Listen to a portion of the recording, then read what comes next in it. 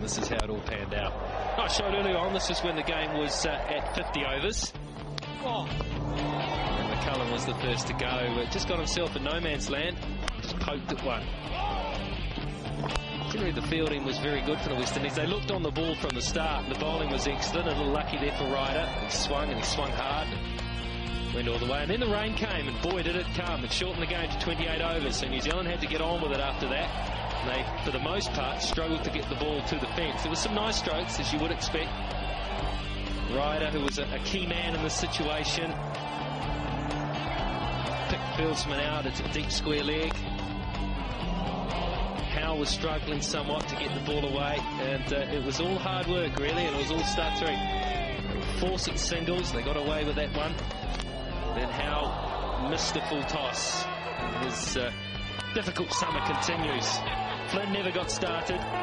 Flashed at one outside the line of off stump. Understandable.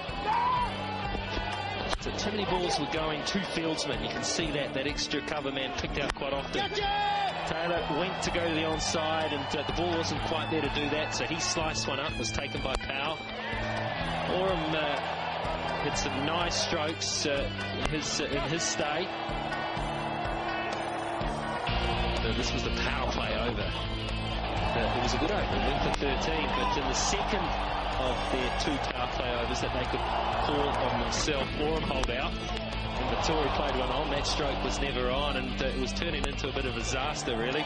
Mills tried to clear the fence late on, couldn't do it, picked another fieldsman out. That was a trend, picking fieldsman out. This was a great stroke from Elliott, though, who played quite tidily towards the end. And that was the final ball. That one got New Zealand up to a score of 152. So 152 from 28 overs.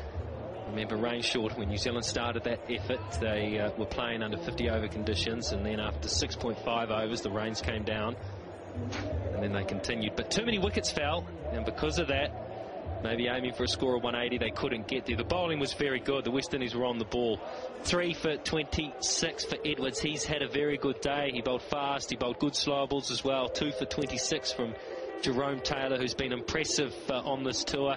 And Nikita Miller getting an opportunity with his left-arm spinners. 6 overs, 2 for 26 was an outstanding effort from him as well.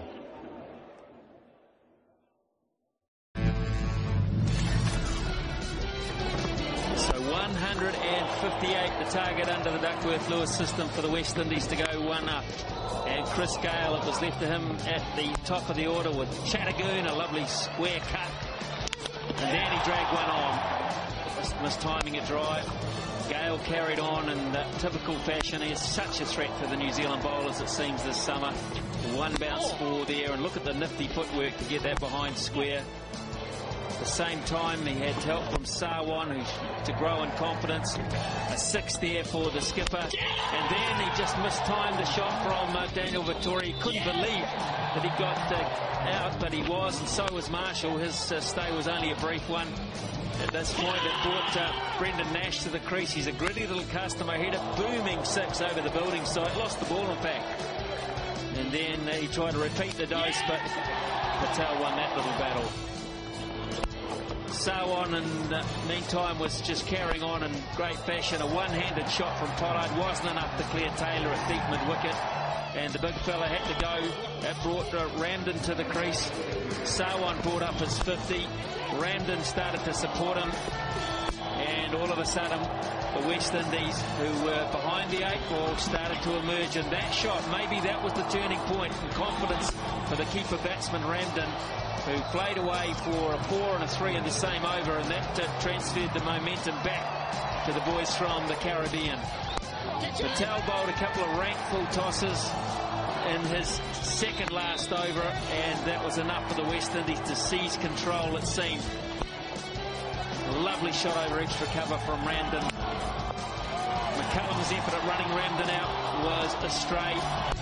So was Elliott's to run out Sarwan. How crucial that might have been. But it left the West Indies and their experienced duo together when the last rights were dished up. And it was the Caribbean to the fore. The West Indies have gone 1-0 up in the series. They won with 1 ball to spare, with 5 wickets in hand, and they head to game 3 in the capital with a slight advantage.